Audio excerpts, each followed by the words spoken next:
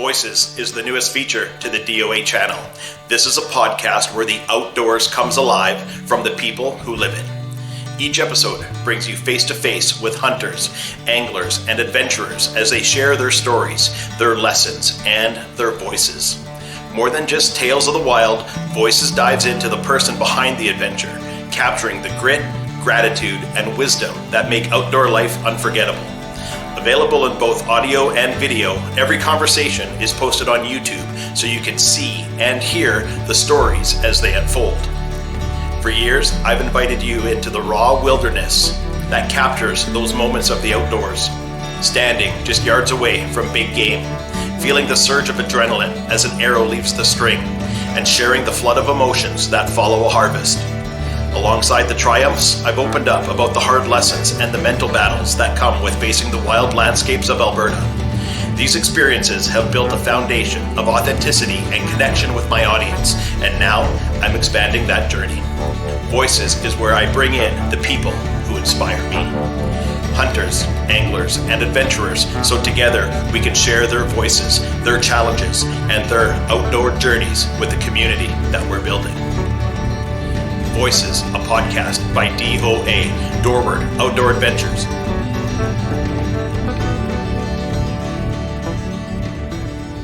Voices is brought to you in part by Wapiti River Outdoors. Every elk hunt tells a story, and mine begin with Wapiti River elk reeds, crafted locally here in Alberta. Their calls are built for authenticity, and they've become the voice I rely on in the backcountry. Visit WapitiRiverOutdoors.com for all your elk reeds, bugle tubes, elk accessories, and trail cameras. Today's guest is a man who wears a lot of different hats and somehow manages to make each one look effortless. He's a husband, a dad, a coach, a bow hunter, and a restaurant owner who lives and breathes the outdoors. This past season alone, he stacked up the kind of memories most of us could only dream about. Tagging his first bear, and then, in one unbelievable night, putting a moose and whitetail on the ground just minutes apart. He's humble, he's hardworking, and he's got stories that'll make you want to lace up your boots and chase something wild. Darren Cheverie, my friend, welcome to the show. Hey, thank you, sir. What a welcome. Jeez. You like that intro? They sound like epic stories, but they're all luck. So don't make me sound. I don't believe in luck. Well, that's not true. I do believe in luck, but it's funny. I'm thinking about all the things that describe you and the things that I've known about you, because we've been friends for 5-6 years ish, maybe. I guess somewhere in there. I don't even know in person, but we've talked online long before that. Back in the day when Twitter was all the rage. Yeah. I think that's where it started from. You were the Edmonton Bozone. You're right. Wow. I don't use Twitter or X, whatever we're calling it. But yeah, wow. I've forgotten about that. Yeah, man. Yeah, we're creeping in. Or however long I've been hunting, you were one of the first people that, like, on the online community that's like actually reached out, or we talked and gave advice. And I was like, man, this hunting community is amazing. Everybody's so nice and they help you. Yeah. So is it still that way? Then I got on like all the Facebook Alberta hunting addicts, and we'll never post again. So I'll never ask a question again.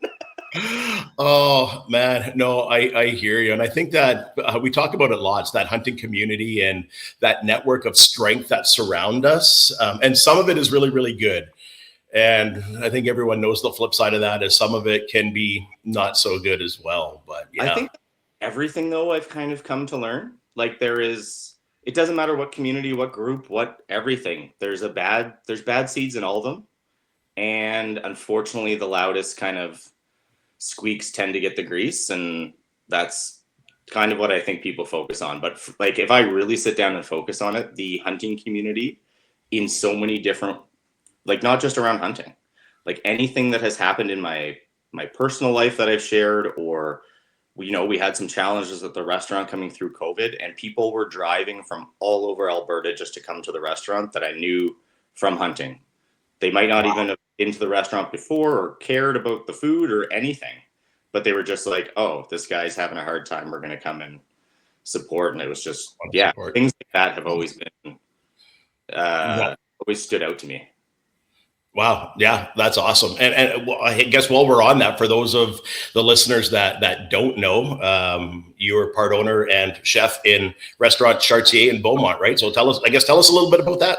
Yeah. We're creeping in on 10 years this year. We've had a restaurant in Beaumont called Chartier. So it's my wife and I, and we specialize in French Canadian cuisine and local ingredients, and just having fun with kind of the heritage of our Canadian food. And then we opened a bakery within the restaurant.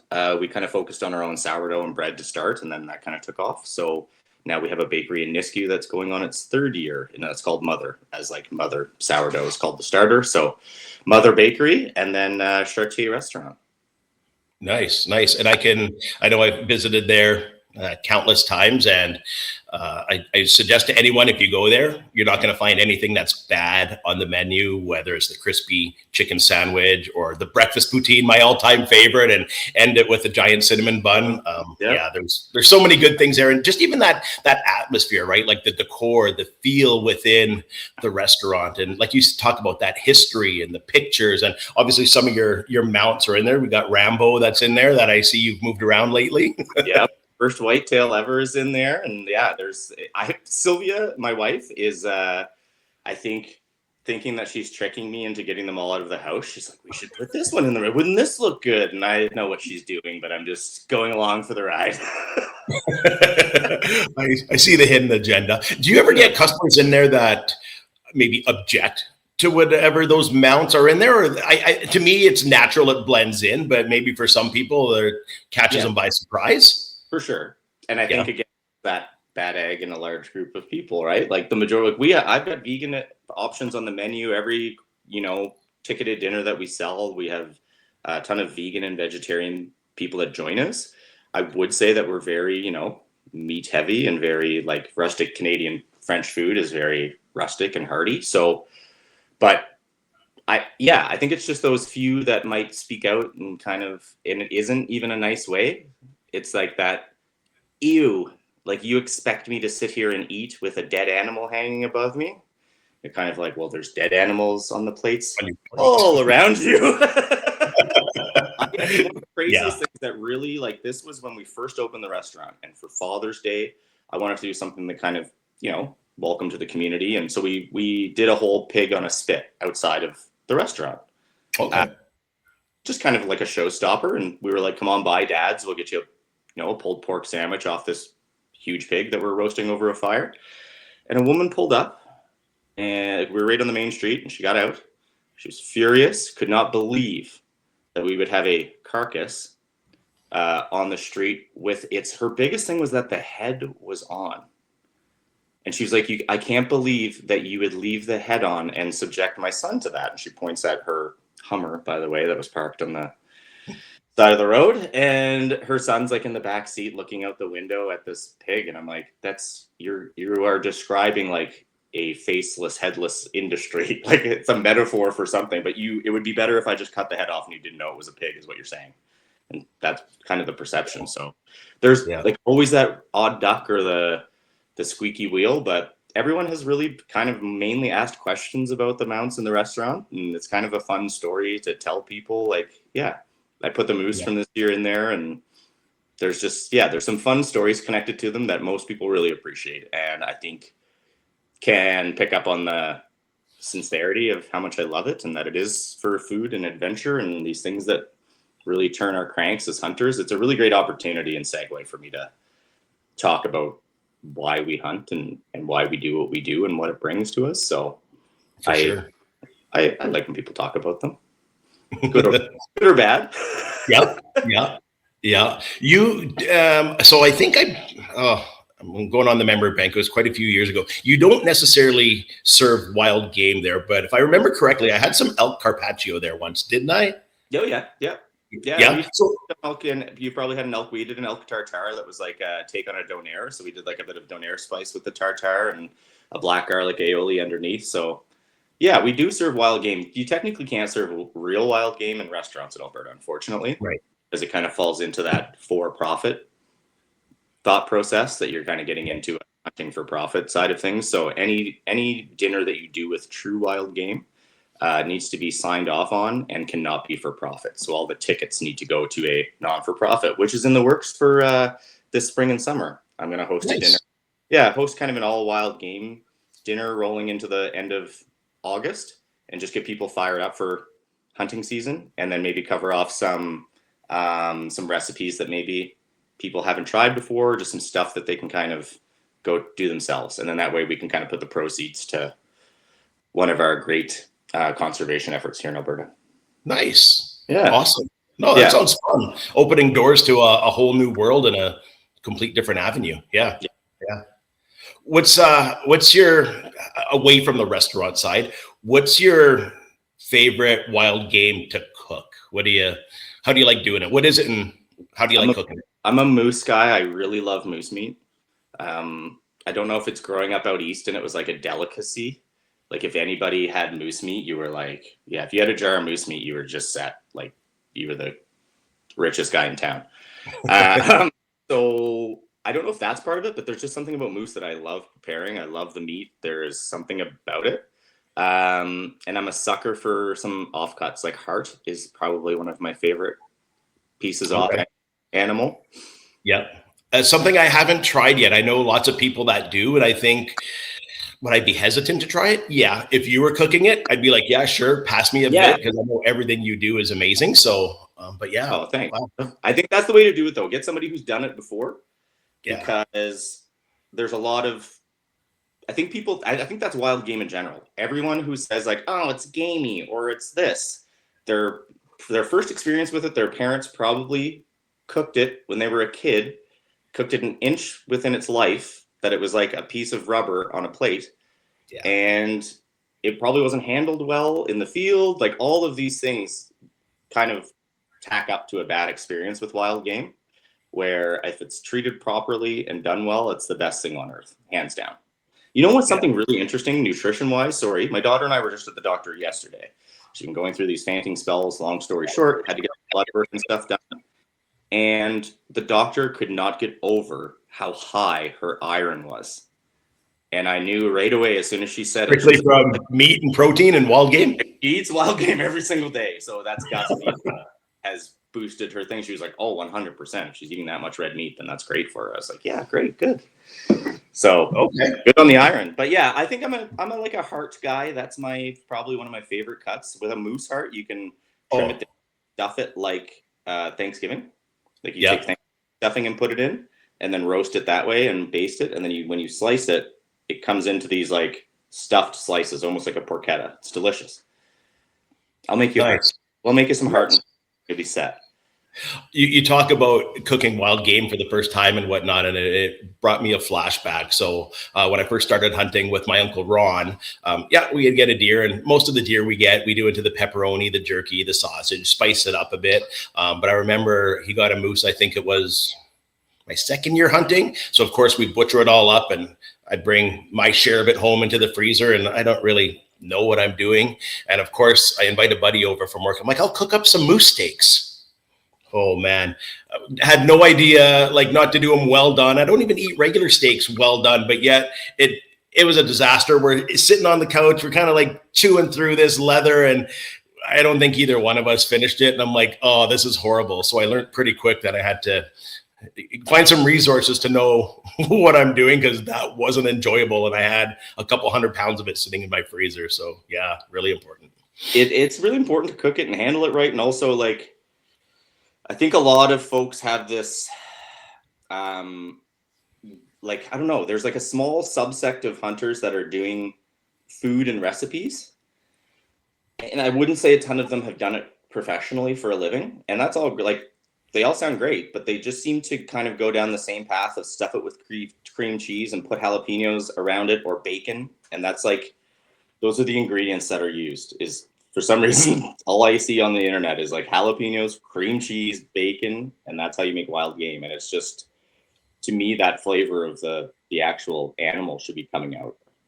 Yeah, and it's funny you say that, because even with myself, I do have mostly elk in the freezer right now, elk and deer, but I love that taste of elk, and I can't describe it. But even if I'm doing a steak or a roast, I tend not to over season it or anything, because I want that natural flavor to come through. And when I do overseason it, I'm like, I missed out. I feel really not disappointed, but I'm like, that wasn't as good as it normally was. Maybe I'll cut back on this or cut back on that.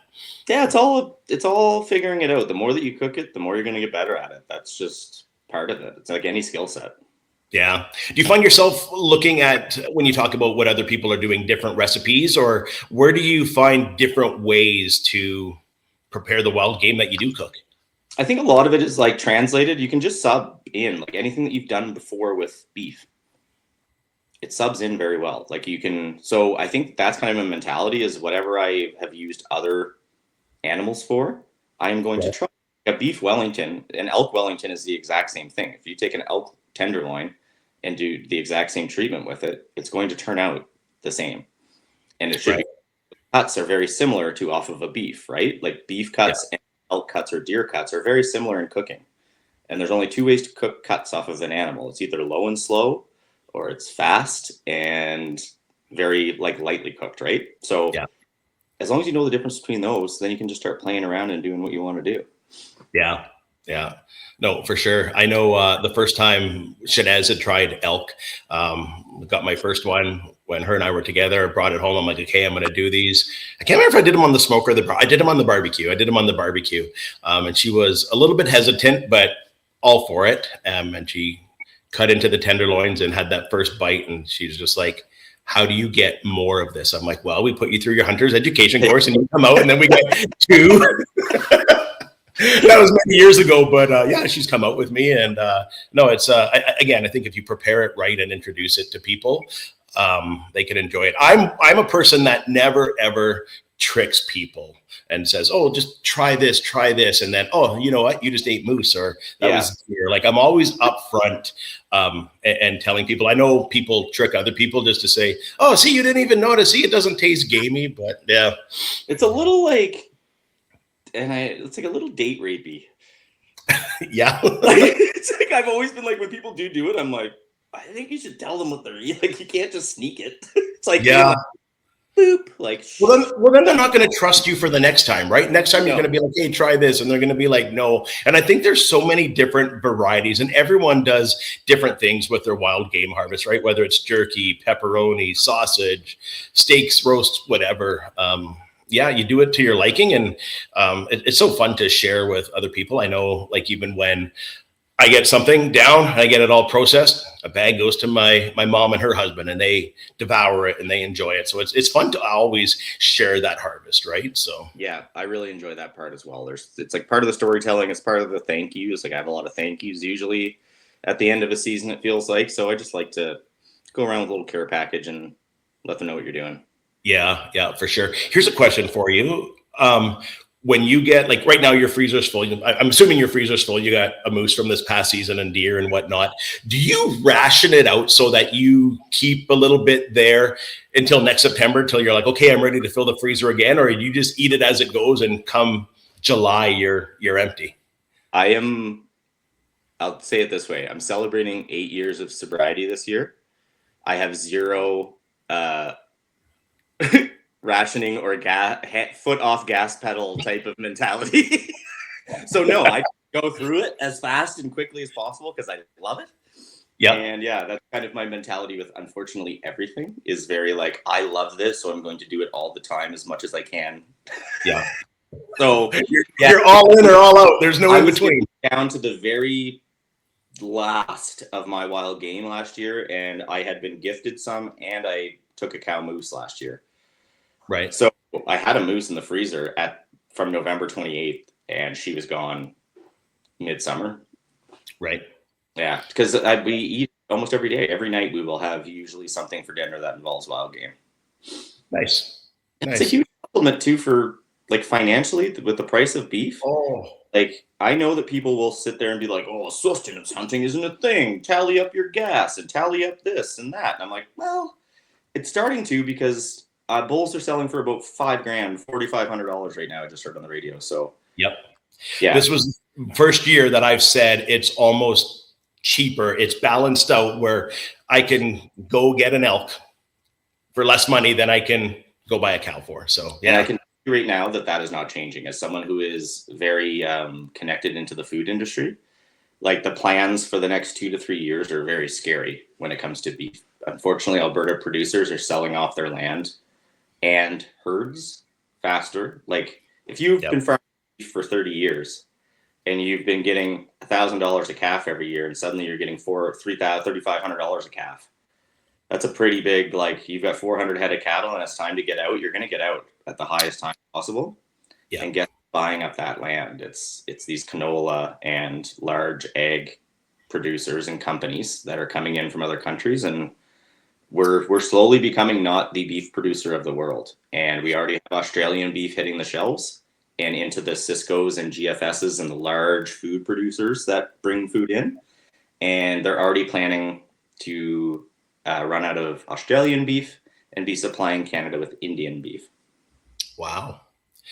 Do you think that's going to be one of the reasons why we see the numbers in hunting and hunters and tags being purchased? You think that's going to go up? People are going to try to do their own sourcing of food and start hunting? Yeah, I'm not a end of the world planner. So take this with a grain of salt. I just have this. I saw it a bit during COVID when the shelves were empty, and I'm sure all of you felt that same kind of, okay, is this the end of the world type of scenario? Is this what it looks like? But yeah, I believe that there's going to be a lot more people hurting in the next few years, that it's going to be more of a sustenance hunt than it's going to be.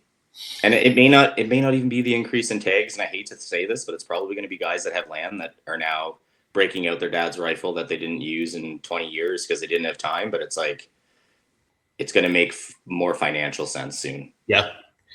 Yeah. And I think I even found that a little bit during that first fall of 2020 when COVID hit, right? Yeah. And there was a lot of people laid off from work, not working, and just the amount of hunters that I noticed, I was like, wow, this was an extremely busy year. And then you think about all the time people had and everything else. And it was just, yeah, it's funny how the economics of the world can change what we see in the field, but oh, yes, it goes hand in hand. Yeah, no, I think, and I mean, there's lots of things that go with that. There's social media. There's all these things that are bringing new hunters in, and that's a whole other topic, I feel, and something, I don't even know if I wrestle with it, but it's certainly brought out some ethical questions for me as my hunting career has taken on. So it's like, yeah, I think that those things are driving new hunters. Yeah, for sure. You're exposed to it. It's more, I don't know if I'll use the word accepted, but it's out there. People have access to it. I know when I first started hunting, there was no YouTube. There was no social media. I learned what I learned from my uncle who was out there years before me that did it. And yeah, you didn't have Jelly Roll and Cam Haines hanging out shooting bows together. Shooting bows, yeah. But everybody now wants to be a bow hunter, and Joe Rogan and all this. So it's like, I'm all for it. People want to learn how to hunt. I'm a adult onset hunter. I hated hunting as a kid, and I taught myself as an adult. So all the power to the people that want to do that. I don't want to take opportunities away from people. I just want to make sure that they do it the right way and understand what they're getting themselves into, and they're safe and, ethical and all those things. Because anybody new trying something, I don't feel makes those mistakes on purpose or does things on purpose, but there's a lot to know going into the woods for the first few times. So that part kind of raises some question marks. I'm like, who are these guys and girls going out with? And yeah. No, and I think we know how quick things can go sideways out there, and yeah, it's a different world. It's a different world out there, and if you're not ready for it, man, that could lead to so many different kind of trouble. Can lead to trouble, but can also lead to like some of the greatest self-exploration experiences of your life. And I didn't know I could do that, and I didn't know that this was there's sides to every coin on those ones too. So where did the love of outdoors start for you? You said you weren't really into hunting as a child, and I remember you telling the stories on other podcasts that you've been on where you'd go out with your dad, I believe it was, and you'd purposely miss shooting like a rabbit because you're like, I don't want to kill this thing. So you'd miss on purpose. So at what age did you finally find that attraction to the outdoors and hunting, and how did it all start? I grew up like outdoors. Like my dad was a big outdoorsman. We lived in a really small community, small fishing community. Everybody hunted, everybody fished. We're right on the ocean, so fishing was a very big pastime that I grew up on.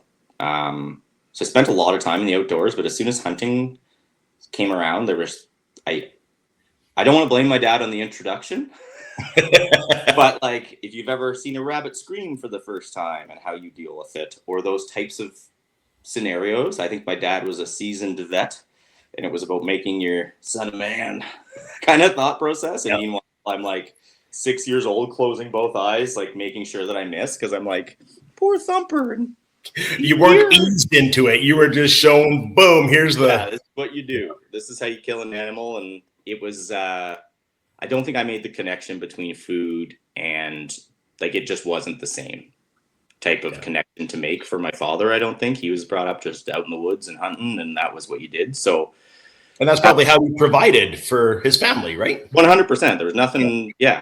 And the experiences that I had as a kid, like guys just showing up at the door at like 9 o'clock at night. Like there was a guy that we called Scary Jim. He's about 6'8", giant beard. My dad worked with him. He's his best friend. But if you saw him walking down the road, you'd be like, that's a man you don't want to be around. And he would knock on the door and then hold up 2 Sobeys bags, and there'd just be like dripping blood out of them. He's like, give these to your dad. And I'd be like terrified. So it's like these experiences that I've had that I'm like, hunting is terrifying. I don't want to do it. For sure. Yeah. So, and I really didn't love guns either. Like there was something about, I feel like I'm throwing my dad under the bus here, but my dad's gun safety also, like just when you grow up with those things, like loaded guns in the trunk and swinging barrels around, like it just didn't matter, right? You grew up with those tools, and it was just another tool. So just things like that, as a sensitive kid, I think really kind of threw me for a bit of a loop and stuck with me. So I didn't start hunting until I think this will be my 9th season coming up. Right. And I started with archery. I just got my rifle license 2 years ago, my pal. Easiest to get into, and I was living out on my wife's parents' farm, and there were deer in the backyard. I was like, we should get those ones. That seemed good. Learned from there. So I'd say, 10 years ago I started and really learned the hard way. Yeah, for sure. And so you said you started with archery. What was your first bow? It was a Darton. I still have it. It's at the bow barn. It's an old Darton. What's the name of it? Anyway, it had the like metal. It still had the tube that connects to your eyepiece that pulls it around. One of those Jimmy's. Yeah. And it actually didn't. I learned to shoot it without sights. I didn't know that there was a sight thing that was supposed to be on it. So I got. So no one was teaching you. You were just like, I'm going to get this, and away I go. My wife bought me this bow and arrow set from her dad's friend because I shot it there once, and I was like, this is the coolest thing I've ever done.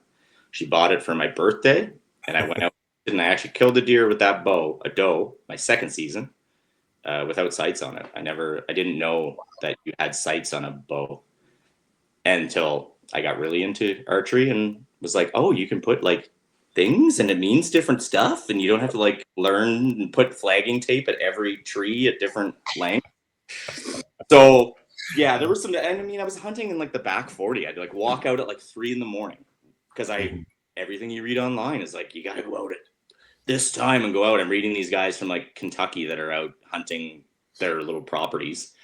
And I think I'm learning all this stuff. Meanwhile, I probably could have just gone out at 7 and got the same thing done, but it was a good experience. I think I really fell in love with the woods that way, like learning, I don't know, when you're unsuccessful for that long, you really learn to appreciate everything else that's going on around you because there's nothing happening in front of you, the thing that you're trying to do.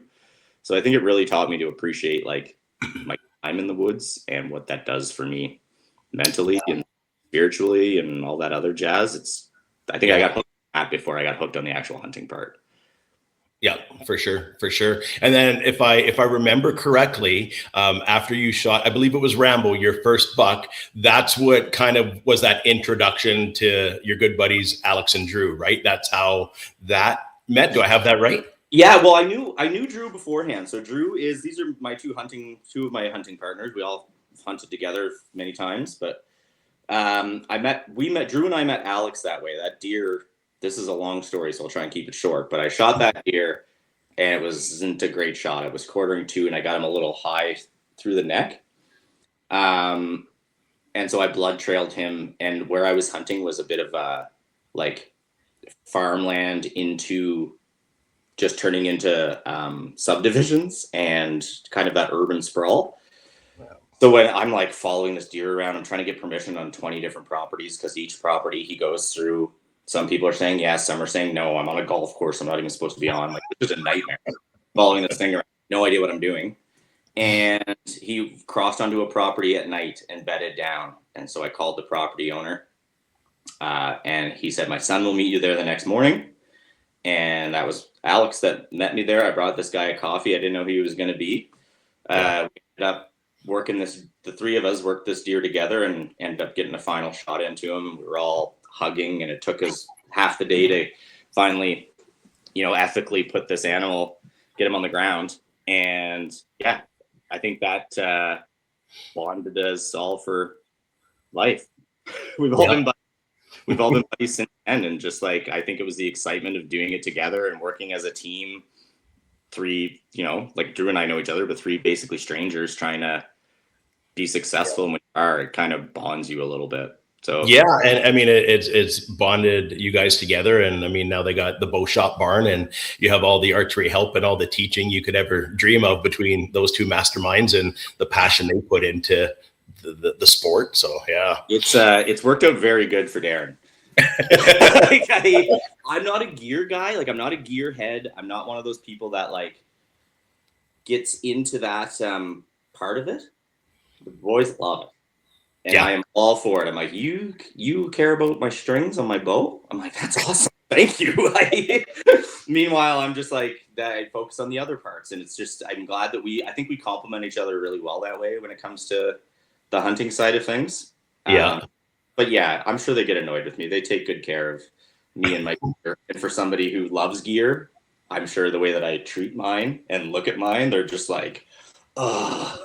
Like, everyone's got their own style. My head's like, why have a Porsche if you can't drive it, right? Like, what's the point of having a truck if you're not going to use the truck for work? So yeah, and I know what you mean when you talk about how much care and passion and dedication those guys take to make sure your equipment is flawless. I remember being out there and I'm shooting, and Drew's like, "Oh, I want to do this," and I'm like, "Well, is that going to make any difference? I'm not a great shot. Like, I don't think the next 15 minutes you have to spend to move half of a millimeter, it's not going to affect it." And they just won't let me take anything less than perfect for an answer, right? And that is an experience at that bow shop barn that, if you were serious about archery and you really want to get your bow tuned, and I don't want to shame any other bow shops out there, but I will say that those guys care more than anybody else out there that would ever touch your bow about what it's going to do when you need it to the most.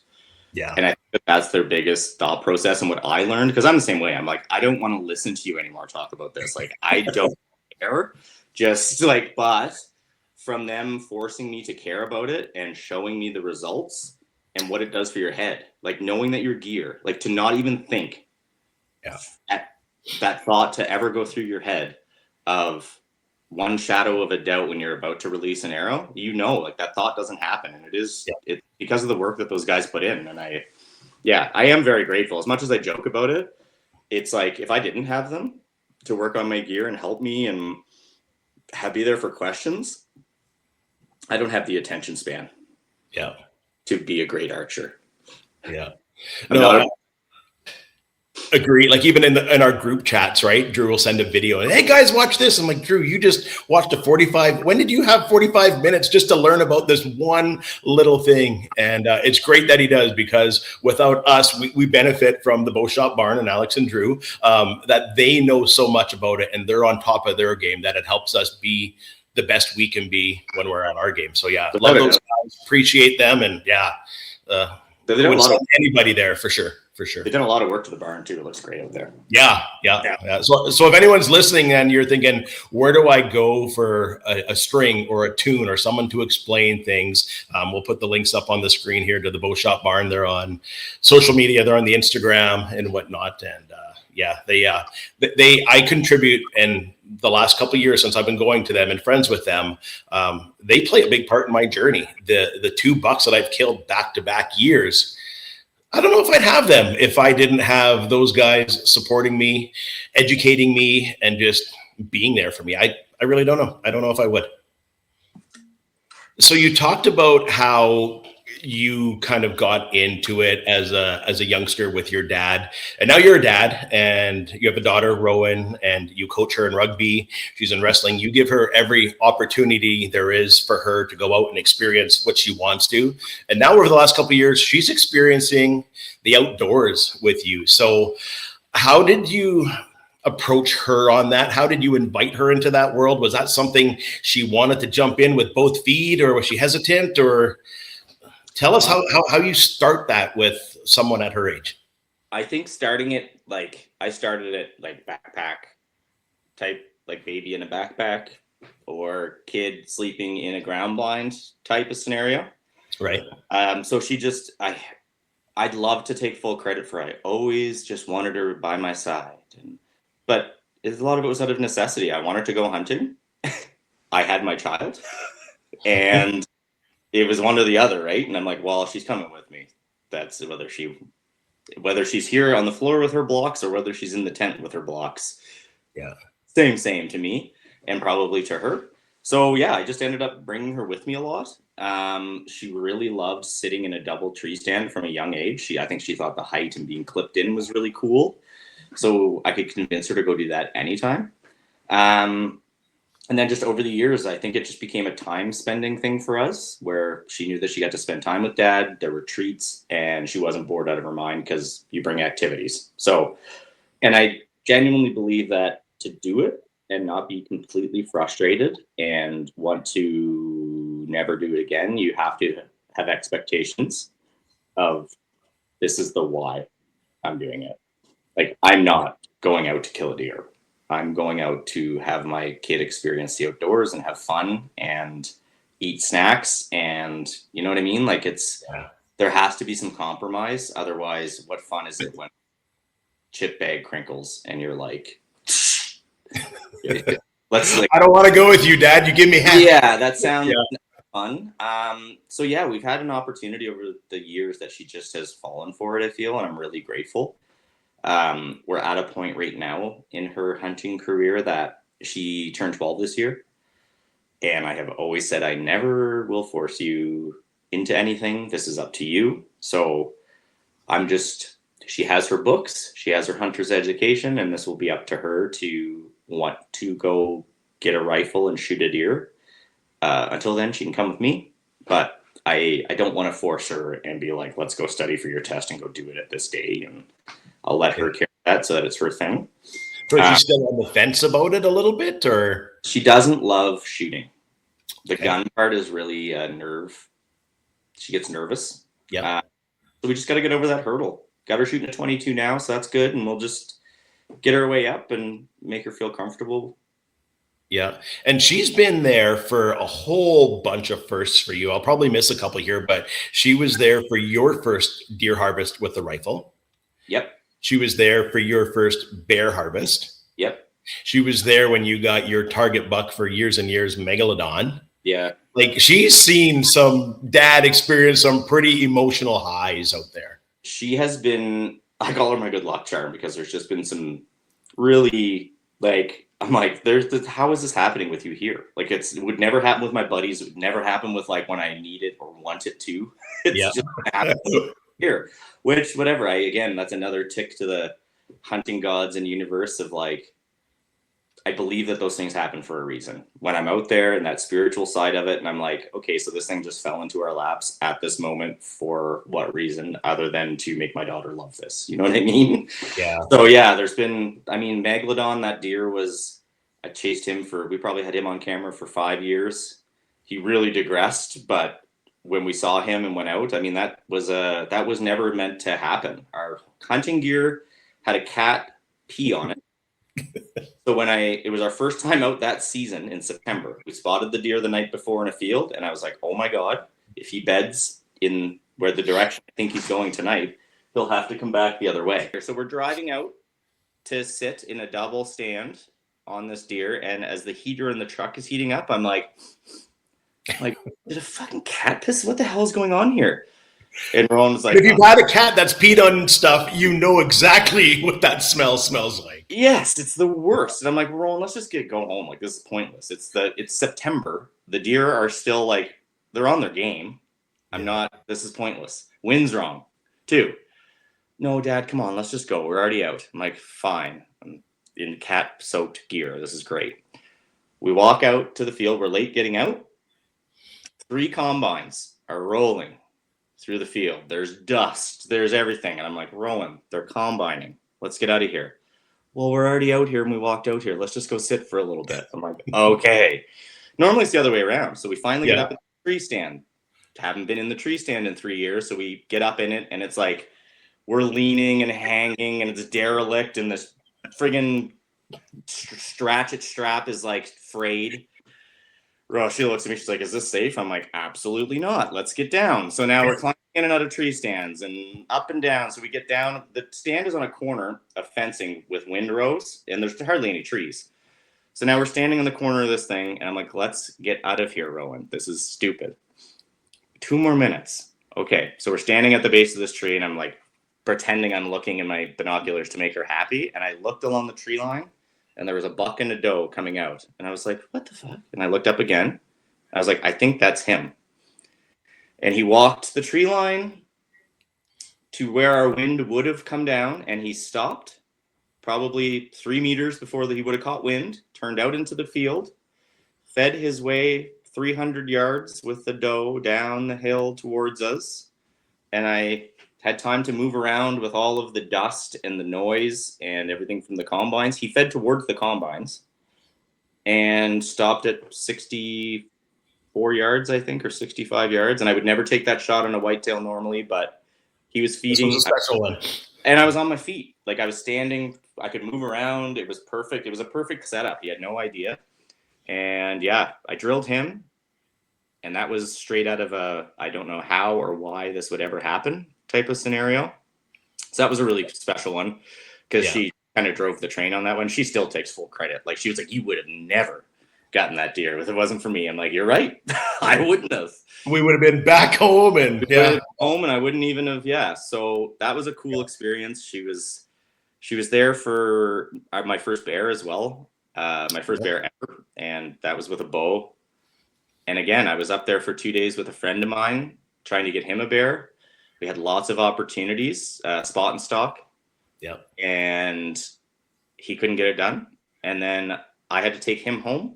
And on the way back, I picked up Rowan for one night we had to go. And I thought we'd just go sleep in a tent by a lake and that would kind of be our hunt. But sure enough, on our evening hunt, there was a sow with a boar following her. And we snuck into place. And that was a bit of a rodeo. I had to put 3 arrows in that bear and track him with my 12-year-old daughter in tow at night in the dark. Yeah. And that was probably the first time I've been with her.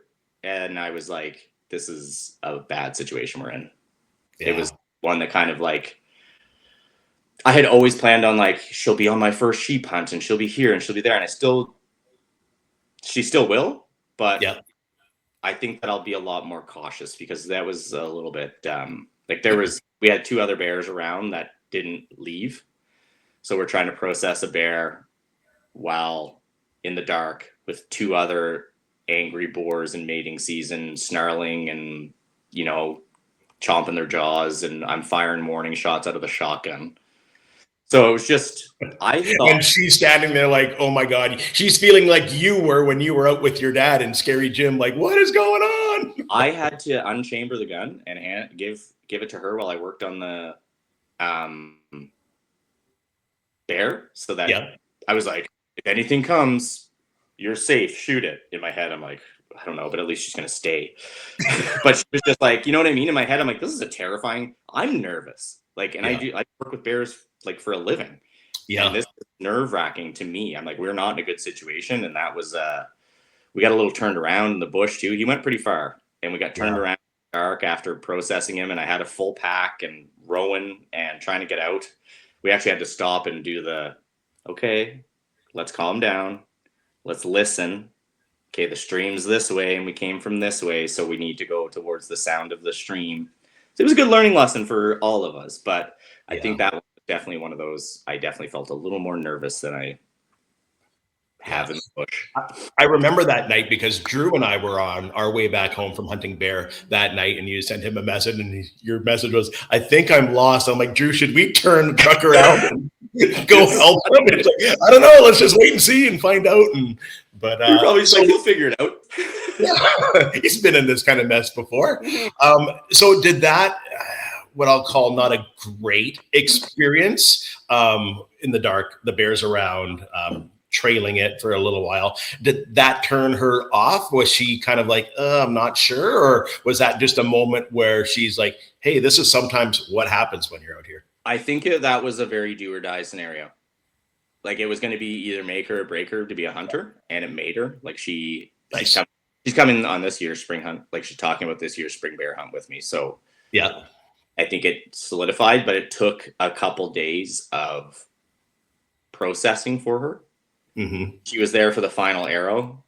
Like, he was hung up, and this is the part of hunting that I don't love. And there's tears. I still have a hard time with the taking of a life, especially if it's not swift, and still love animals to death. I would have rather pet the bear to fall asleep and die than put another arrow in it. You know what I mean? Yeah. For it is the thought process, whatever. I'm sure there's people out there listening to this that scoff, but I really don't care. I care about the animal, and that's just who I am. Yeah. And just, he's hung up in trees and can't move, and he's paralyzed, and you have to put a final arrow in, and it's a tough scenario. Yeah. Like, you're apologizing out loud to an animal in front of your daughter and then ending its life. Yeah. But I think it was a good lesson, and she learned a lot that night for sure. Yeah, she learned a lot, and it definitely brought us closer and brought her closer to the hunt. So she's excited for this year's bear hunt. Nice. I definitely agree with you when you say we care so much for the animals, and maybe people that aren't in the hunting world don't understand that correlation of, what do you mean you care? You shoot them, you hang them on your wall, you eat. Like, they don't understand. But even like that buck that I shot high and forward this year that I never found, I mean, my first reaction was, oh my God, I just missed a pretty huge deer. And my second reaction was, I just wasted a life. And that feeling took over my emotions for like that next 24 hours. It was no longer, oh, Jeff, you just missed the opportunity of the biggest buck of your life up to this point. And it was like, is it going to survive? Did I just waste a life? And now I'm not going to be able to use the meat from it. And what's it going to do to suffer? And so many things went through my head. And when I got those videos and those pictures on the trail camera from, like, I think it was 5 days later, and you could see I won't call it a scar, but that red spot, like, yeah, you can tell that deer was shot. And I was like, he's alive. And then he was on another video, and I mean,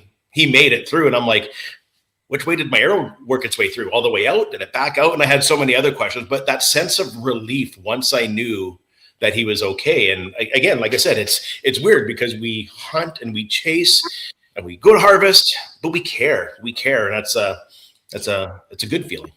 It is. And I think, yeah, I could go on this rant forever, but at the end of the day, I mean, there's a life being taken, and you can say you want to be a part of the process or whatever that is. I don't think anybody's better or less for it.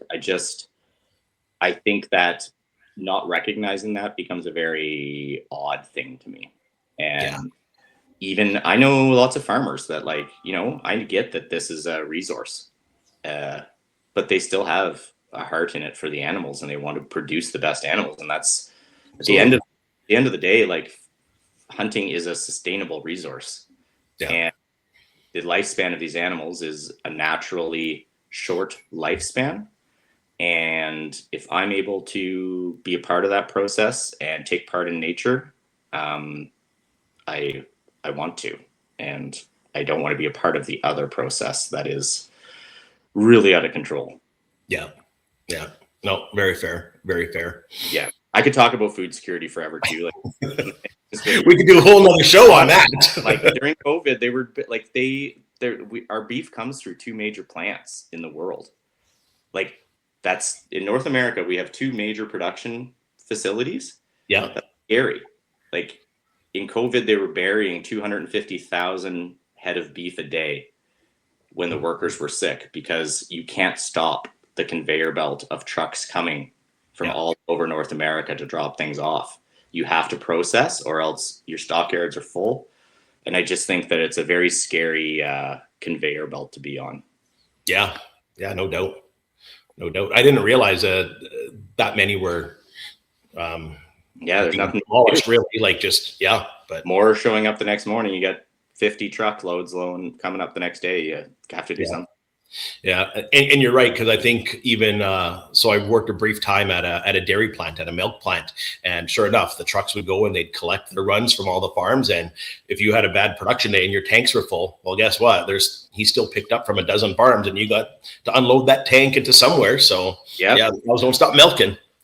But it's a scary thought, really, when you start to think about it, and it's totally avoidable if you had the kind of smaller like the way that we used to do things where you had smaller processors in individual areas that took care of kind of their region. The opportunity for that to happen just isn't there. So that's my 50 cents. No, get hunting. For sure. I want to talk about you had a pretty epic night this past season, but before that, I want to maybe talk about what I'll call a struggle, and it's kind of the elk and the mule deer hunt, and those Septembers that you have a decision to make, and you got to chase one or the other, and both of them have given you completely different sets of challenges. So you want to start muley or elk? Which direction should we go? Hate them both. They don't exist. Hate them both equally. Not real. Mule deer real. I finally was able to seal the deal on a mule deer. I hunt in a horrible spot for mule deer. I've learned over the last 6 years that I shouldn't be hunting where I'm hunting. It's beautiful and it's perfect. But as a hunter, you learn that the perfect places aren't like that you think is perfect is not perfect. Right. So there's just because there's no spots for you to get close to where the game is, or they have so much coverage. There's so much foliage and things. So even when they do go to bed in a coulee, they have 15-foot willow bushes to crawl into that connect in systems that you can't see. Like they have trails friggin' built in these things. So once they go in there and you put them to bed, you really have no idea where they end up. They could end up 2 clicks down the coulee and you see a set of antlers pop up and you're like, how the hell did he get down? And then you get down over tunnel. You get down and in there and you're like, oh my God, they have all these systems and tunnels and places and trees to hide in. So I need to go further south, I think, and get into a little where there's not as much vegetation is my plan. So that has been a struggle. That has been a really hard one for me. And I think when I get in, this is why hunting is so addictive. I sound like a gambler. Well, if I get the right machine, that's what it is. You know what I mean? But I'm like, no, if I get in the right spot, but I think I did hone some serious skills doing it. Mm-hmm. Just trying to think outside of the box when you get busted so many times and you're in like an unwinnable situation. Like I found in the barn of the guy's place that I hunt his properties, his brother-in-law had this like off-roading skateboard that had like bigger tires on it for I've never seen anything like it. And I saw it and I was like, this is how I'm going to kill a mule deer. I'm going to lay on this skateboard and roll myself between the crop rows, because they were all cut down. So I can't even crawl between them because they're, 8, 10 inches tall, the corn stalks. So I figured if I laid on my back and pushed myself with my legs on this all-terrain skateboard, and it did work. It got me out there. But like, I shouldn't have to be doing these things. I feel like I can just like watch all these other guys hunt mule deer. They don't have to do this. So I think I'm going to go a little further south where there's no vegetation and try that this year, because I do love the act of hunting mule deer. I don't know if elk hunting is fun and active as well, But there's just something about being able to go out in the morning and have a coffee and glass and start slow and watch them go to bed, and then put together a game plan and try and game plan it and work as a team getting in there. And I love that part of it. The amount of stalks that you can get in is just fun to me. Yeah. And you're always learning, right? Like you learned where they hide, what they do for cover, how to get out there. And Are you a competitive person? Yes. Yeah. And I know that answer, but I'm not going to let these animals win. I'm going to find a way to connect. And I'm not going to stop until I do it. I have spent countless dollars in therapy on this issue. And you want to hear something crazy? It has come down, I swear to God. Do you guys remember No Fear? The shirts? Yeah. No Fear. And they were big when we were in like junior high and high school. And then they had those sayings on the back that were like inspirational. Yeah. I had a shirt when I was in grade 6 or 7, and it was one of those No Fear shirts. And the back said, "Second place is the first place loser." And that saying has been burned into my, like, you might as well have branded a cow, but my brain that says that, because that's all I could ever think after I had that shirt for the first time. I was like, second place is the first place loser. You're right. Yeah. So yeah, very competitive. I hate losing. It's and I've talked with this about other guests on the show recently. And I always say it's okay to be disappointed or even mad when you don't succeed on what you set out to do, right? And we talk about the time, the money, the effort spent going to connect on what we're chasing, whether it's mule deer, elk, bear, moose, whatever. And when you don't achieve that goal, I think it's okay to be upset, frustrated, but don't stay down there too long. Be like, okay, what did I learn, and get on the up and up. So how do you... I say my hunting seasons are an emotional roller coaster. And I said in my last video where I said, I don't know how Shanez puts up with me being I know what I do to my own head during hunting season. I couldn't imagine being in a relationship with myself. But how do you get through the highs and lows? And when you don't succeed, how do you bounce back? It's a good question, Jeff. I think well, we can bring it back to the community side of things. Like I think having a solid group, like I have our group of friends that we just talked about, the Drews and the Alexes and the Yus and the Bretts, and the people that you spend time with are the people that pull you out of those holes. Ultimately, I think choosing a hunter, if you want to talk about partners, like, yeah, I don't know how Sylvia deals with me, and she probably doesn't. It's probably the you and the Drews and the Alexes that have to deal with me more, because who's there for you? Like, they really do kind of pull you out of that hole, your hunting buddies. And I think you have to pick your hunting partners better than you pick your partner, because you spend, if not more, time with them during the season. And you need to have a very solid emotional connection and understanding to your buddies to support them through it.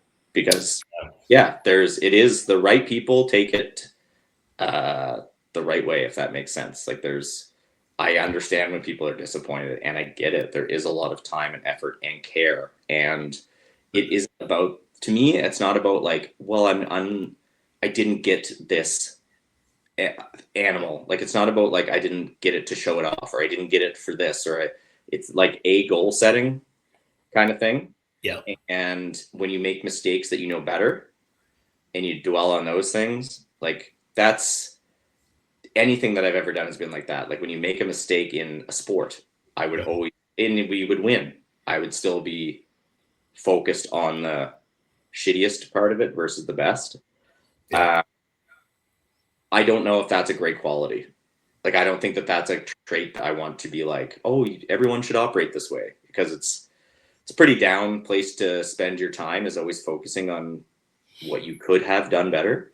And I do think that there's people that go out to hunt strictly for the experience of it and the enjoyment. I think I get that secondary, and the actual like competitiveness with myself and the animals and the game is what I get really into the game of, I'm going to figure this out. And yeah. Yeah.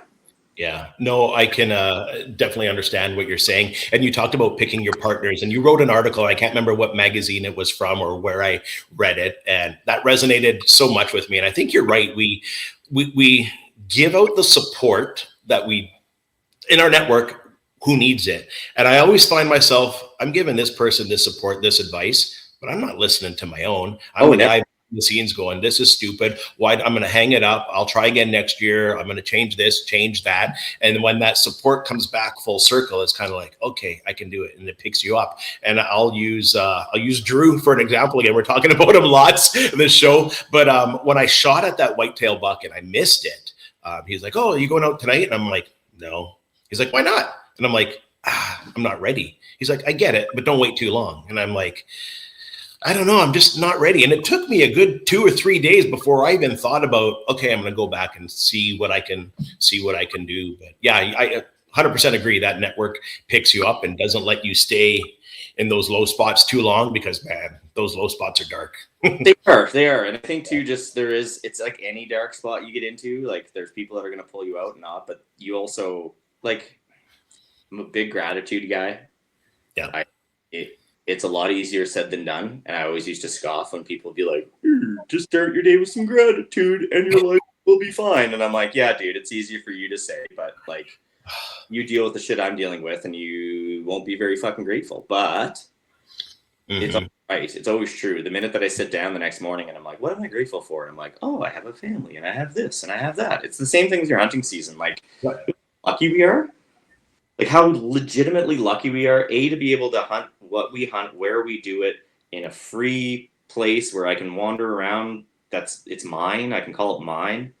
And so that's on a bigger scale. But even like Nova Scotia, like where I come from, the hunting opportunity in Nova Scotia is one whitetail deer. That's what you can hunt. So, and ducks, and rabbits. Like, this is your hunting opportunities. Alberta, you can hunt mule deer, whitetail deer, antelope, elk, mountain, like bighorn. It's the only place in the world, the 2 places in the world you can buy an over-the-counter bighorn sheep tag. Like, the opportunities here are literally endless. And for someone who loves the outdoors, the gratitude of that is like, that tends to pull me out of the season, or like just maybe changing a location and seeing a different place and being like, oh, I forget about coolies because I was just in the boreal forest for so long. And how cool is this? Or I forget about, the desert. And I forget, like, Alberta just has so much to offer from top to bottom that, to not be just grateful to be able to go do that shit is. I think about that lots, right? Even we talk about career and what do you want to do and would you ever leave Edmonton? I'm born and raised Edmonton, and not that I've really looked for anything outside of Edmonton, but when I think about it, I'm like, my family's here and my hunting's here. Like, those are the 2 things that go, no, I'm never going to leave because of those 2 reasons. Like, no matter what the opportunity would be, I just have a hard time leaving a place that offers me so much. Like, we're lucky. We're blessed. We're blessed. Like, so my parents are out east, and it's like they're kind of at that point in their life where it's like we got to figure out what we're doing as a family, like caregiving, and are they coming to live here? They will not move. But and so part of the conversation has always been like, are we going back home? Are we doing this? What do we do to take care of them? And it's not me, it's my wife. And I find this part always so interesting. She's always like, well, what about your hunting? And it's her that brings it up.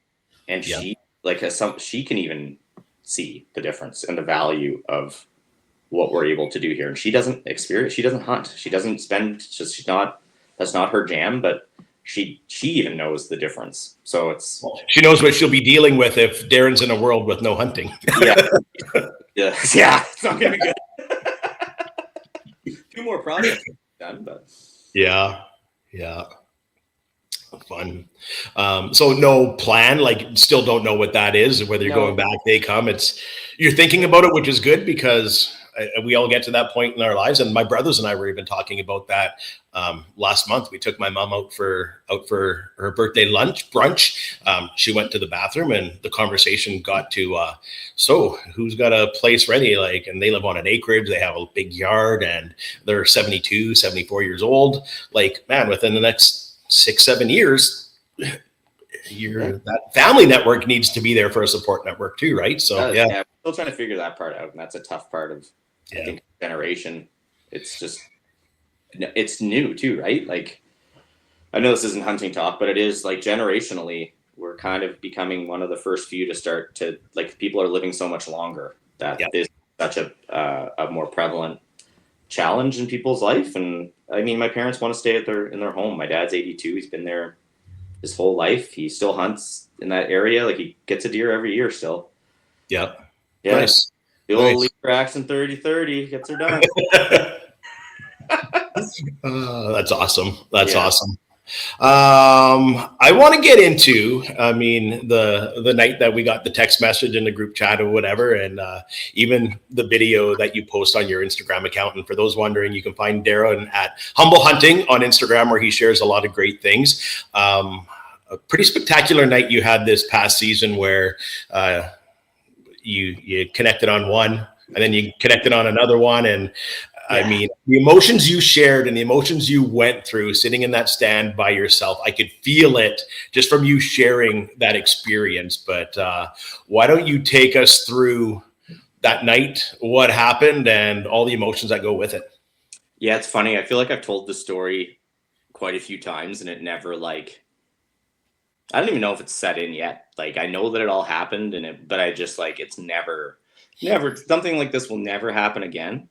And I think that that's, like, this is how addictive hunting can be, because if you're not out in the woods, it can't happen.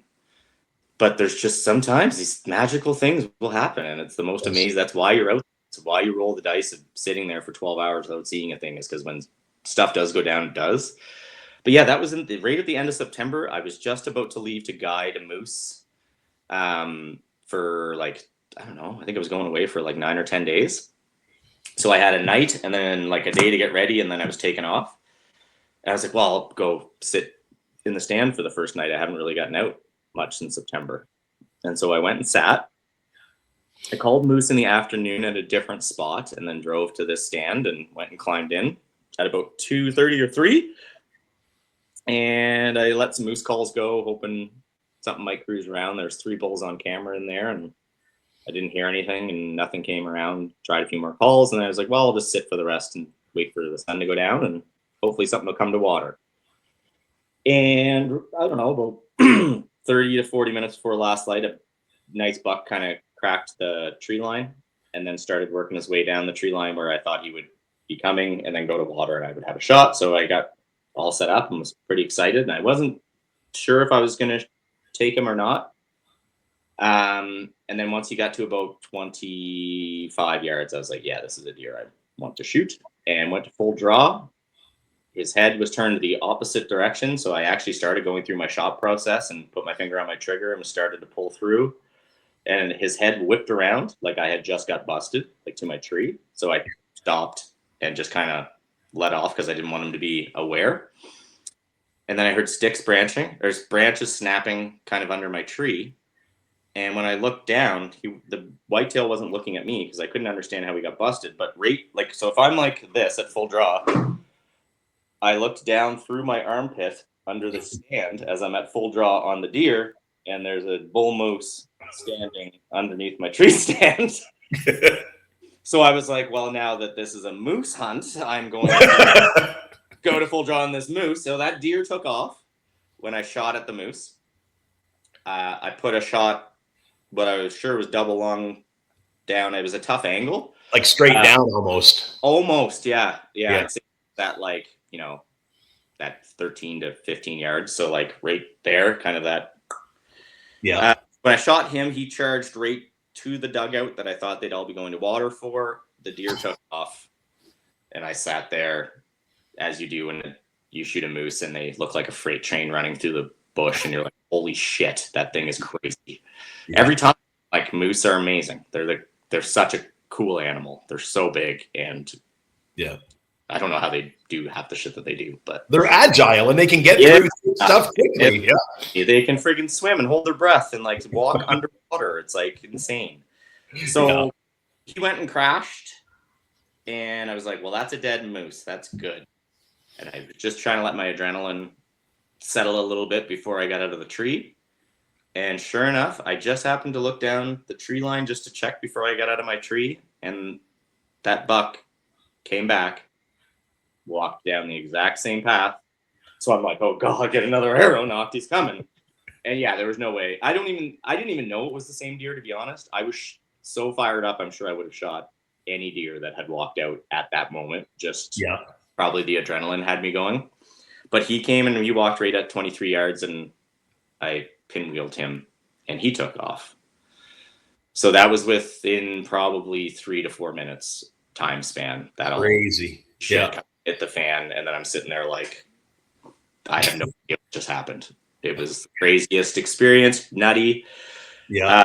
Called all you guys and was like, oh my God, I think I just doubled down. Like, I don't know what happened. So called Al, and Al came out, and we went on a tour to find the moose first, because I was like, that moose is dead. Let's go find him, make sure that that's all good, and then we'll start processing and figure out what we're going to do. A busy night ahead of you. yeah, super busy night. So we kind of blood this moose into the slough, and he was going a little bit further, and then blood started to dry up a little bit, and then I got that feeling of I was sure that this thing, and I think everyone that has hunted long enough has been there, where you're on a blood trail and you're like, what happened? Wait a minute. He shouldn't be right here. And you kind of keep going. And so we're about a half hour into blood trailing, going super slow and just trying to pick up drops at this point. Mm-hmm. And we basically just stumbled into him bedded down. Like, he stood up from me. So Al was probably 40 yards behind me, and I had gone ahead just thinking that maybe the trail was going to go this way. And as I'm like on my hands and knees looking for blood, I stood up and I heard something rustle, and probably, I don't know, 5 to 10 yards in front of me. And it's like in this big moonlight. It was a full moon that night. Yeah. And he stood up out of his bed, and I just remember seeing the spread, because he had a really wide spread, weird set of antlers on him. And when he stood up, that's all I could see in the moonlight. And I'm like, I have this injured moose that is going to kill me right now. He's like looking down at me. So I was like, Al, get out of here. Like, we have an angry moose. And he's kind of huffed and started walking towards me a little bit with his ears pinned back. Yeah. So we just backed out. And I was like, I cannot believe that this is happening. So then I said, let's go find this deer. I don't want to push this moose. Went, recovered the deer, dealt with the deer. And then by that time, it was, I don't know, 10:30 maybe. And I was just like, I'm going to leave this moose to the morning. Where I hunt is very small property divisions. So like, this is the biggest spot that I have, and it's about 100 acres. It's probably 30 acres of bush, and the rest is farmland. But half of it's owned by one farmer, half it's owned by another. There's a subdivision on that side. There's like, it just gets very hard to track and get permission. More complicated the further it goes. Not going anywhere. So I was like, I'll leave. If he's bedded down in that slough, he's hurt. And if you let me get that close, I probably one-lunged him, and he's going to die here tonight. Yeah. So I went home and had a sleepless night, got the deer dealt with, and went back first thing in the morning by myself. And got up to the slough, walked in, couldn't see him. The grass was really tall, and was like, okay, he's going to be down where he bedded and he's probably dead. So I just kind of started walking. And as soon as I cracked the grass line, he stood up. And I actually have pictures, so maybe we'll show one of them here, because you can see when he turns, like there is bright pink lung blood bubbling out the side right here. It's very clear, perfect shot. So by the time, long story short, he bumped. I went downwind and put a really good stalk on him. He was in a windrow of trees that I knew had a little gully. And so I took my boots off and stalked around and got into a good wind and got to about 42 yards and put another arrow in him. And that he pretty much dropped right there, and it was game over, which was great. So that's at 7 in the morning. And yeah, so that's finally over. And Drew, I think, ended up driving back from somewhere. Yeah. Overnight from work to come because he was so excited. And then once we started processing the moose, we got him apart, and I still was like, I don't know how he survived. Like, I can't understand how I put this arrow through him. And it was crazy, man. Those arrows, when they were in the ground, were less than 10 yards apart, like 2 pass-throughs stuck in the ground. Oh, wow. Out of your tree. Yeah. But yeah, once we got him apart, both lungs were hit. Wow. It was high lungs, but the bottom one wasn't. The one lung that it really went through was, top half, and the other one was the very top of the lung. You could split it apart, but it was the very top. Yeah. And that is how tough those animals are, is that he didn't move all night. So there's no need for the blood to fill up. That's why there wasn't much blood, is because he did have, well, 2 lungs gone, but one must have been a half or something. Yeah. It just didn't fill up, right? He didn't go anywhere. He didn't move. And it's just how those animals can survive that is beyond me. He had half of a lung, basically. Yeah. Wow. Yeah. What were your, sleepless nights, but what were the thoughts that were running through your mind? I think, and I hate to say this because it sounds like, but I'm too honest to not. It's happened to me enough times that I think yes, you lose sleep over the pain that an animal might be going through. Mm-hmm. And oh God, I hope the coyotes aren't chasing him and putting him through that experience. Yeah. I want that. That's what kept me up. Not the oh, did I miss a moose? I could have had a trophy moose. That wasn't the thought. Yeah. I think that the up part is I don't want this to go bad. I just want this to be over, and swift is more the thought process, and it just doesn't feel swift when it goes down like that, but it is part of it. I would not have done anything different. That shot was perfect. It felt great. I took a twice as far shot on a whitetail and pinwheeled his heart. So it's it wasn't a confidence thing. It was just, those animals are big and shit happens. It's part of it and it sucks, but I think you have to really be in a good frame of mind when you do deal with a situation like that, because you can get very squirrely and not thinking and rush. And that's when you make the mistakes that really haunt you, when you can't an animal and when you can't kind of finish the job. Those ones really haunt me. And I've had yeah. Well, and then I also say everything happens for a reason too, right? As much as you don't understand why it's happening at that time, everything happens for a reason. Maybe on the other sense, not remembering what the temperature was out that night, but if you were dealing with one and had to get to the other, maybe you get some spoilage, because that's a lot of work to do by yourself, even with the help of a friend on his way, and to get it all done in the darkness of the night. It worked out for the best. And also it's probably one of my better memories from this hunting season was processing the moose with my buddy. It was a nice day. We had our shirts off in September, processing the moose out, and you know what I mean? It was just a beautiful, hanging everything in the trees and the bags. Just it kind of set me up for my goals for this season. Is I think I have certainly spent my time individually hunting, because it's hard to manage everybody and get everybody's time off. And I'm so busy and I feel bad when I have to change plans, but I do a lot because that's just what my business needs from me, is last minute. It sucks. Yeah. That's life. Yeah. And just failing on your buddies all the time. So I was I'm just going to do some individual hunts, and that way I can go last minute. But I did learn very quickly that I hunt for the experience with my friends and memories, and there's a soul part of it, and that fills my cup, but I want to make more memories with my hunting partners, whether that's we all have draws that we need to get, for sheep and for these, I want to help my friends achieve those goals. Yeah. Take pictures and, be there for that. That is, I enjoy the time spent, I think I'm learning, versus the success. Yeah. No, it's funny because obviously Drew and Alex and I went out on a week-long elk hunt this past season, and if anyone remembers that, I think it was plus 32, plus 33 degrees, we're at camp in our boxers just sweating to death. You can't escape the heat. And one of the memories of the elk hunt was, believe it or not, I shot my very first grouse. I have never, ever shot a grouse before because I didn't know what to do with it. And I'm not just going to shoot something because have I had many opportunities to? And I'm but I'm I know you stand on pull. I've never done that. Right. And for those guys to walk me through it, oh yeah, they're going to stay in the same area. They're not going to go far. Here's what you do.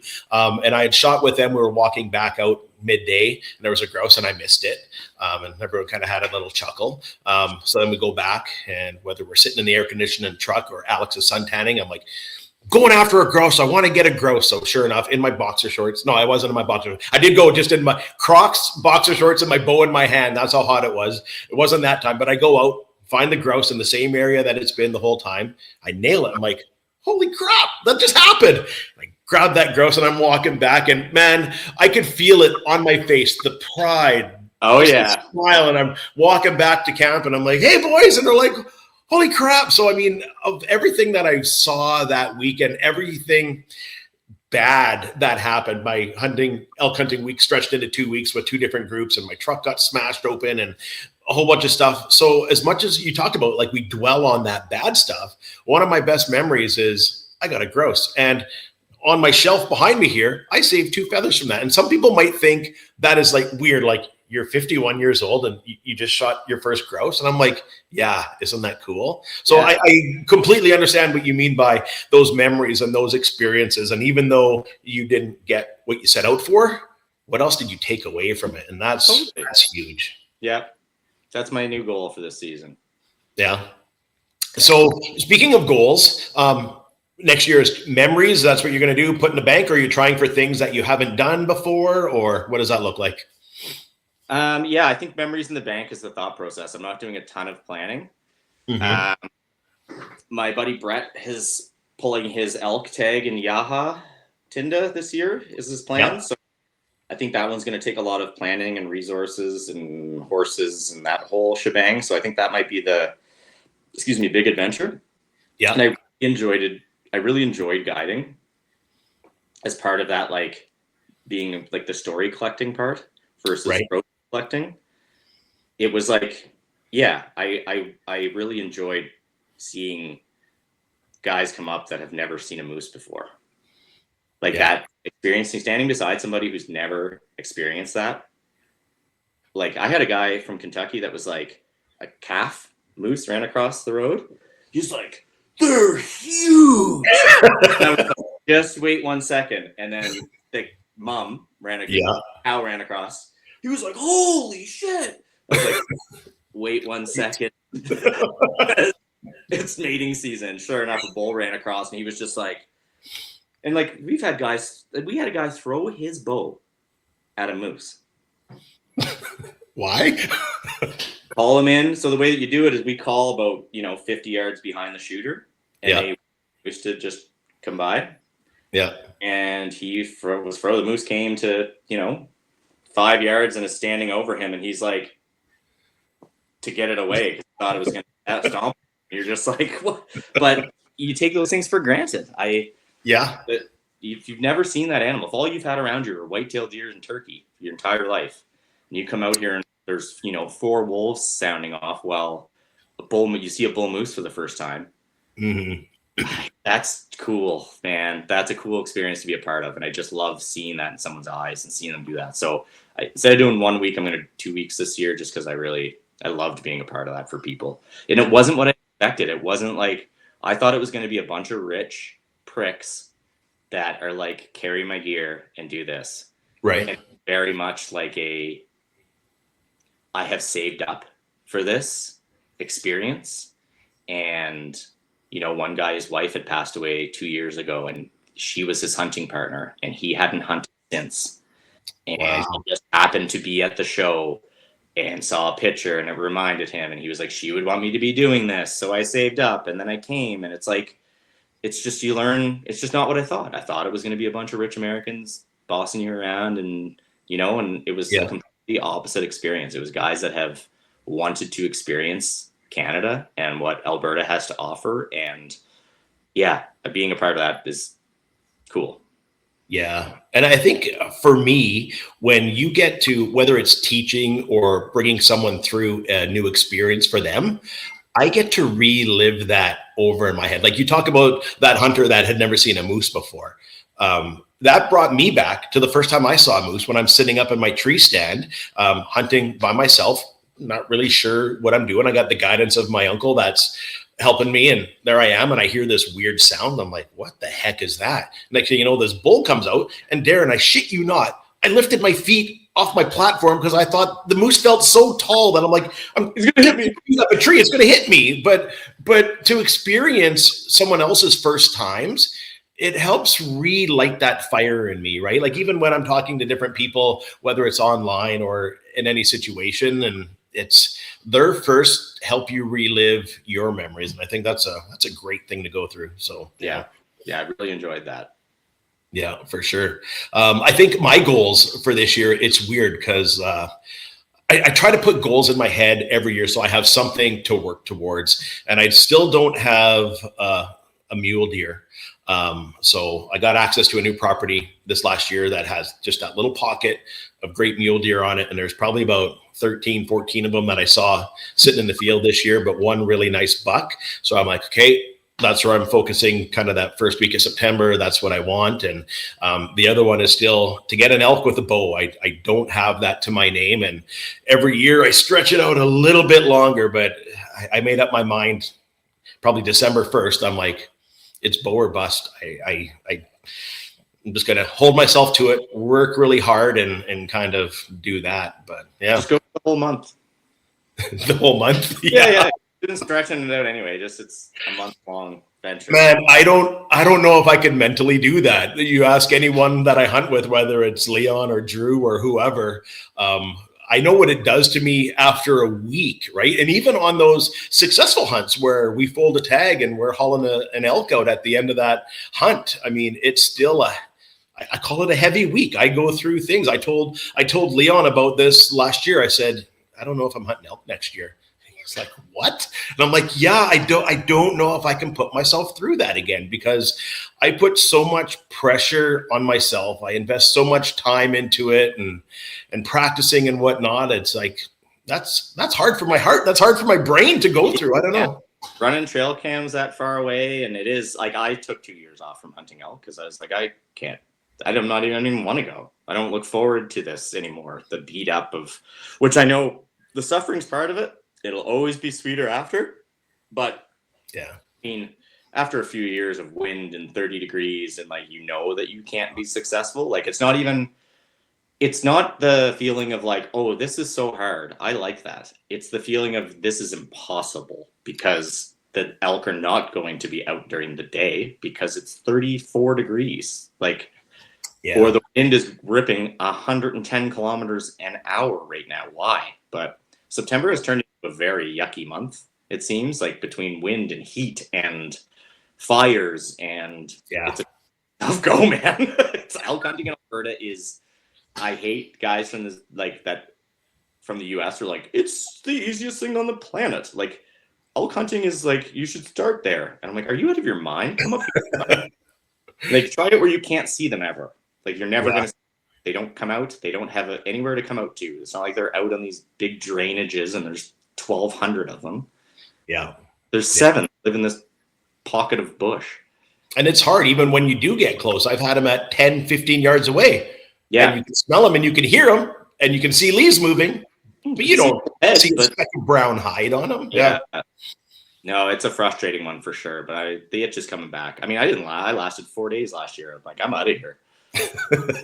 Yeah, we did share a camp for one night there in between the hunts and whatnot, but I get it. It's low. Spirits were low. Yeah. I think the part that I still love about it is that that communication, right? Like I know you can communicate with other animals and like moose will respond back and deer, not that they're calling, but they come to rattles and whatnot, but that elk communication, and I still don't have it, but I'm getting better at it. Like over 12, 13 years hunting them, I'm like, oh, that's what I do in this situation. That's what I do here. And just being in the woods. And when you hear that sound, it still makes the hair on my neck stand up, and such a big, powerful animal that you're enticing to come in and fight you type thing, right? I'm like, that's just crazy. And you're on the ground with a little stick and string and like trying to make it all happen. So I still enjoy that thrill of it. And I know I have a lot of people asking, and I've even ran a couple little calling seminars, whether it's been online or out at the archery club. And I'm always like, I am no professional, but I can tell you what I've learned the hard way, and I can share what works. And I can also tell you that sometimes I've used this in that situation and it was like, throw that plan out the window. It didn't work at all. But no, you are a great caller. There's lots that people can learn from you. That's for sure. Yeah, I enjoy it. So, I mean, although last year I said, I don't know if I'm hunting elk, probably will. I probably will. Yeah, same as me. But I think I'm just going to do weekend trips and nothing crazy. Is Rowan's going to go out with you again? Obviously, a couple times and whatnot. And Yeah, we'll head for spring for bear. That'll be the first one again. And then from there, we'll just see what she wants to take on. Yeah. No, that's exciting. That's exciting. You want to do a little bit of a rapid fire questions, this or that? Yeah, sure. I think everyone's got a chance to, as I put on my glasses so I can read, everyone's got a chance to get to know you a little bit better through our conversations on the show. But I love this. The what? Sorry? I love this rapid fire portion. It's great. Yeah. Maybe not. Maybe it makes you think. I don't know. Okay, what's your favorite animal to hunt? Moose. Favorite animal to eat? Moose. Mechanical or fixed broadhead? Fixed. Your biggest outdoor fear? The dark. Sunrise or sunset? Set. Oh, that's hard. I don't know. Set. I know. Sunset. Yeah. I find sunsets make prettier pictures. I don't know. When I'm not seeing animals, I'm always snapping pictures of the sunset. There's more anticipation behind a sunrise, and everything comes alive. Which there's sunset for sure. Your favorite month to hunt? October. Following a recipe or just winging it? Winging it. Barbecue or smoker? Smoker. Open flame campfire cooking or the kitchen rush? Open flame campfire cooking for sure. And I can attest to that because when we did our little Christmas get together at the Bow Shop Barn and you guys were on the grill with all the elk and moose burgers, man, amazing food. I think did we have Doll Sheep that night too? I don't. think a friend gave Doll Sheep and we had Doll Sheep that night too, and that was a cool one. Was it? Yeah. I don't remember that. And if it was delicious because everything that came off that grill and came inside was awesome. And plus, there's just something about it. You know, there's memories being made around open fire always. Always cool. Yeah. One word that describes the outdoors.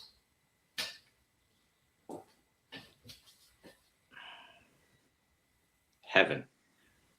And one word that describes you. Kind. I would definitely agree with that. And even humble, kind, outgoing, caring. It's been an honor and a pleasure knowing you and our friendship building and whatnot. And I think I like everything that you stand for. And again, I appreciate you taking the time out of your extremely busy, hectic schedule to carve out the time to sit down and chat with me on this. So thank you so much, Darren. Appreciate it. Thank you, Jeff. Anytime. And I would reiterate that sentiment back at you. So thank you for everything that you do for the outdoor community. It's very nice to see somebody bring everybody together and talk about, similar values and things like that. So we all appreciate what you do, buddy. Thank you. I appreciate those kind words. And you're right. It's that network. I've met so many different people through different podcasts that I've been on or through social media. And there's some friendships that stick a little bit stronger than others. And it brings a community together and sharing our voices. I think it helps a lot of people. So Done. Awesome. Thanks for sharing your voice. And to all our listeners out there, we'll catch you next time right here on Voices, a podcast by DOA, Dorward Outdoor Adventures. Thanks for listening. Don't forget to watch this full episode with videos and pictures of this story on my YouTube channel. Also reminding you to subscribe to my audio podcast on Spotify, Apple Podcasts, Amazon Music, or wherever you listen.